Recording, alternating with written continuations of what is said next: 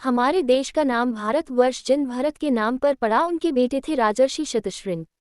शतशृंग के 8 बेटे और एक बेटी हुई। बेटी को कुमारी कहकर बुलाया गया। उसका शरीर तो बहुत सुंदर था पर उसका मुख बकरी के मुख जैसा था। राजा ने कुछ त्रिकालदर्शी ऋषियों से इस संदर्भ में पूछा। ऋषियों ने बताया कि वह पिछले जन्म में बकरी थी। बकरी के शरीर में वह स्तंभ तीरथ नामक स्थान पर एक झाड़ी में उलझकर मर गई थी। जब वह मरी तो मुख को छोड़कर शेष देह खंभार की खाड़ी में गिर गया था। उस पवित्र तीरथ के प्रताप से वह दिव्य देह वाली कुमारी बन गई, लेकिन गिरते समय उसका मुख वही झाड़ियों लताओं में उलझा रह गया, इसीलिए उसका मुंह बकरी का ही रह गया। राजर्षि ने ऐसा प्रबंध करा दिया कि कभी भी राजकुमारी के सामने कोई दर्पण न आए, कुमारी शीशे या जल में अपनी छाया न देख सके। पर जब किशोर उम्र में गई तो एक दिन उसने दर्पण में अपना मुख देख ही लिया।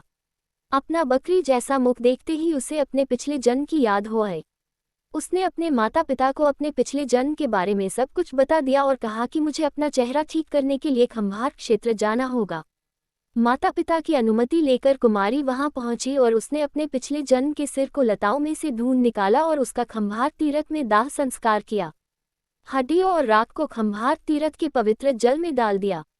ये सब करने के तुरंत बाद उसका मुख मानव सरीखा हो गया और चंद्रमा के समान चमक उठा। इस चमत्कार का तीनों लोकों में प्रचार हो गया। सारी बात सुनकर देवता, गंधर्व और राजा लोग विवाह के लिए उसके पिता के पास आने लगे।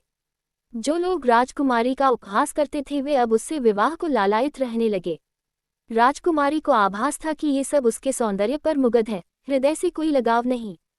उसने विवाह से साफ मना कर दिया और कठिन तप में लग गई।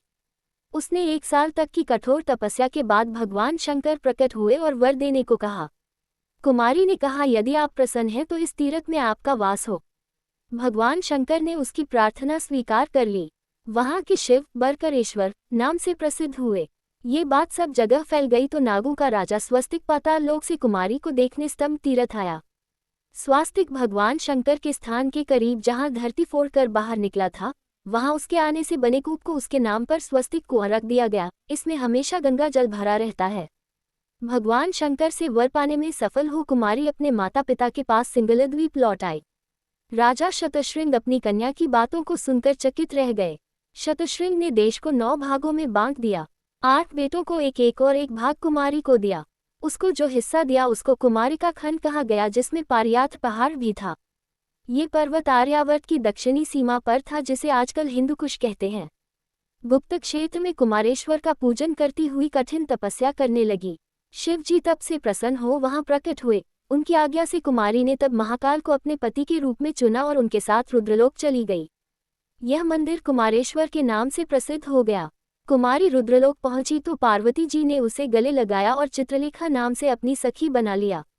कहते हैं कुमारी द्वारा बसाए कुमारिका कंठ स्थित स्तंभतीर्थ या खंभात की खाड़ी में दाह संस्कार करना और भस्मावशेष को इसके जल में डालना प्रयाग से भी अधिक उत्तम है।